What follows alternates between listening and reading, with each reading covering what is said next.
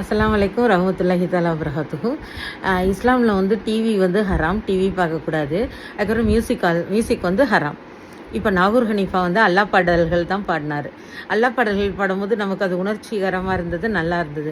ஆனால் அதுவும் ஹராம்னு சொல்கிறாங்க, அல்லாக்காக பாடக்கூடாது அப்படின்னு சொல்கிறாங்க.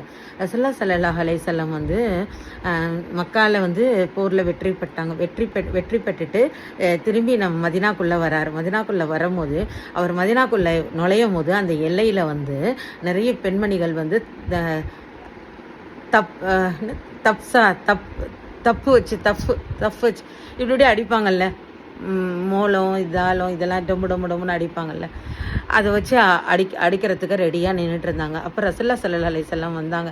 நீங்கள் வந்து இது வந்து இஸ்லாத்தில் ஹராமு, இது வந்து ஜாயிஸ் இல்லை. ஆனால் நீங்கள்லாம் ஆர்வத்தோடு எனக்காக இவ்வளோ நேரம் காத்துட்டு இருந்ததுனால இன்றைக்கி நீங்கள் செய்யுங்க, ஆனால் இதை நீங்கள் தொடராதீங்க அப்படின்னு சொன்னார். அதே மாதிரி ரசூலுல்லாஹி ஸல்லல்லாஹு அலைஹி வஸல்லம் என்ன சொன்னார்னா, என்னையை நீங்கள் பூஜா பண்ணாதீங்க, என்னையை நீங்கள் வணங்க வேண்டாம். அல்லாஹ் தான் இருக்கார், அல்லாஹ் தான் வணங்கணும். அல்லாஹ் வந்து கிரியேட்டர், படைப்பாளன். அல்லாஹ் வந்து இவர் வந்து அவர் வந்து படைத்தவன், அவர் வந்து கிரியேட்டர், இவர் வந்து கிரியேஷன் ஆஃப் காட். அதனால் கிரியேஷன் ஆஃப் காட், அவர் தான் காட். நம்ம வந்து இவரை பூஜிக்கக்கூடாது. இவரை படைச்சாரு. உலகத்திலேயே சிறந்த மனிதர் இவர்.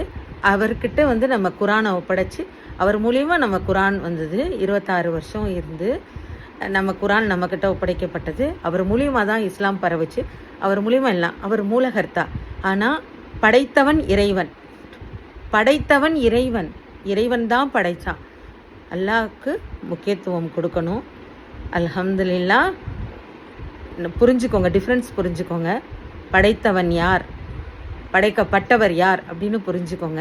ரசூலுல்லாஹி ஸல்லல்லாஹு அலைஹி வஸல்லமே சொல்கிறாங்க, என்னையை நீங்கள் பூஜிக்காதீங்கன்னு சொல்கிறாங்க, என்னையை நீங்கள் வணங்காதீங்கன்னு சொல்கிறாங்க. என்னோட வணக்கஸ்தலத்துக்கு மதீனா அங்கே வந்தால் கூட, மதீனா முனவரா வந்தால் கூட என்னையை நீங்கள் வணங்காதீங்கன்னு சொல்கிறாங்க. அங்கே கூட நம்ம கையெடுத்து கிப்லாவை நோக்கி தான் துவா செய்யணும். அவரோட ஹப்ரை நோக்கி துவா செய்யும் போது ஸ்டிக் வச்சு அடிப்பாங்க கையில். நல்ல டிஃப்ரென்ஸ் புரிஞ்சுக்கோங்க. இவர் முக்கியமானவர். ஆனால் யாருக்கு இம்பார்ட்டன்ஸ் கொடுக்கணும்? அல்லாஹ்க்கு தான் இம்பார்ட்டன்ஸ் கொடுக்கணும்.